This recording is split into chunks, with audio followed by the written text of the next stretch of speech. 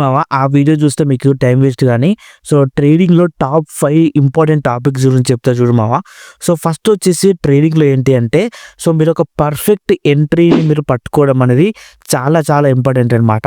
So ఒకవేళ మీరు పర్ఫెక్ట్‌గా ఎంట్రీస్ ఫైండ్ ఔట్ చేస్తున్న తర్వాత, సో దానికి రిలేటెడ్‌గా మీరు ఎంత క్వాంటిటీ యూజ్ చేస్తున్నారు అన్న దాన్ని బట్టి మీ రిస్క్ మేనేజ్మెంట్ అయితే ఉంటది.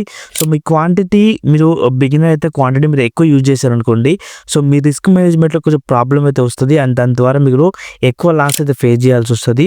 అండ్ మీరు మీ క్వాంటిటీ అండ్ మీ రిస్క్ మేనేజ్మెంట్ గురించి తెలుసుకున్న తర్వాత, సో దానికి రిలేటెడ్‌గా మీ హోల్డింగ్ కెపాసిటీ కూడా పెంచుకోవాలి. సో మీ హోల్డింగ్ కెపాసిటీ పెరగాలంటే మాత్రం, సో మీ ట్రేడింగ్ సైకాలజీ అనేది చాలా చాలా బాగుండాలి.